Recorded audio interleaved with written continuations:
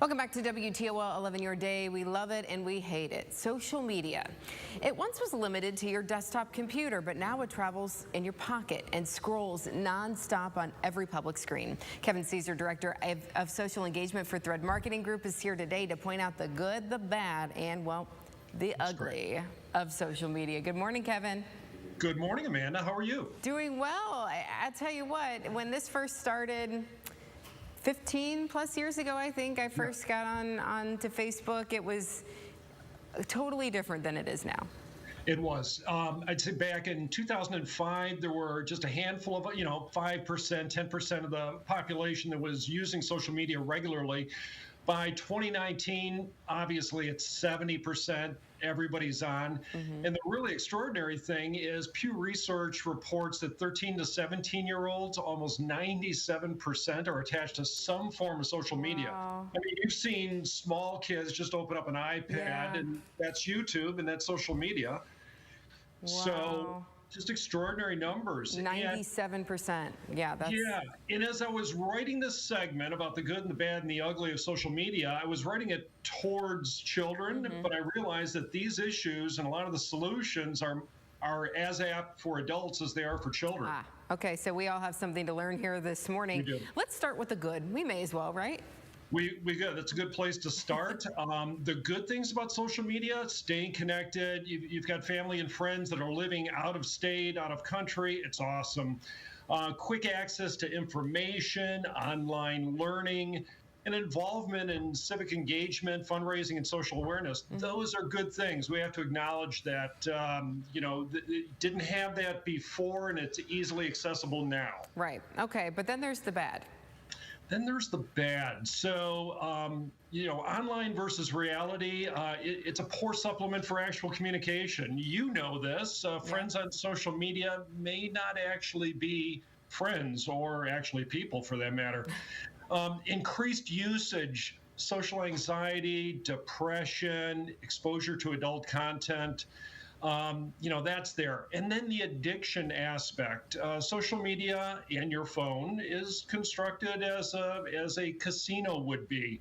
So you're getting that little dose of dopamine when you get a like or you get a nice comment, but then you need more of that. It's mood altering. It's not the greatest. And then you have the FOMO too with that. You Have get you ever on there. experienced FOMO?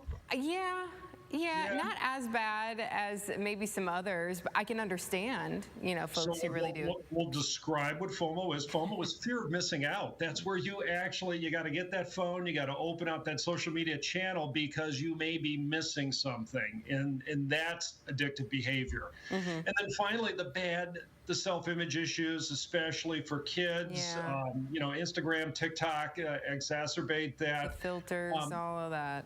Absolutely, the odd approval for their appearance and comparing themselves to others. So those are bad. Those are bad. And that's just the bad. I mean, that sounds bad enough. Then there's the ugly. So then there's the ugly. And the ugly is we're in an age now where cyberbullying is it brings bullying to a new level. And it leads to depression, sometimes awful suicide rates. So 10 to 14-year-olds have grown up with more depression, about 50% more over the past 30 years. So to counter that, to counter the ugly, model that behavior. So show your kids how you want them to behave, and that's just putting down the phone or putting it away. Setting boundaries, I think that's really important. Actually charging the phone in another room or shutting the phone off an hour before bedtime. So whether you're a kid or an adult, I think this is a great everybody should do that. Behavior to model. And have conversations with your kids on why some things should be private. It seems obvious and it seems like common sense, but sometimes those conversations just don't take place until it's too late. Engaging with your kids face-to-face. Kids, when they're online, you're not picking up on basic social cues and verbal and nonverbal communication ideas. That needs to be done. That needs to be taught. So you can't do that online. Talk to your kids without glancing at your phone, obvious. And find opportunities for genuine conversations and not lectures.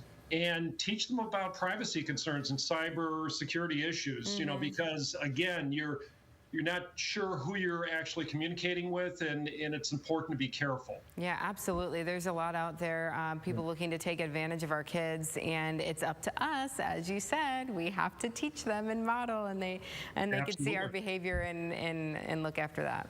Yeah. So I would say, have fun using social media, but remember the key: moderation, everything in moderation. Yep, that's pretty much true for everything, isn't it, Kevin? Absolutely. All right, thanks so much for bringing that up this morning. An important topic, that's for sure. Well, okay, Amanda. Coming up.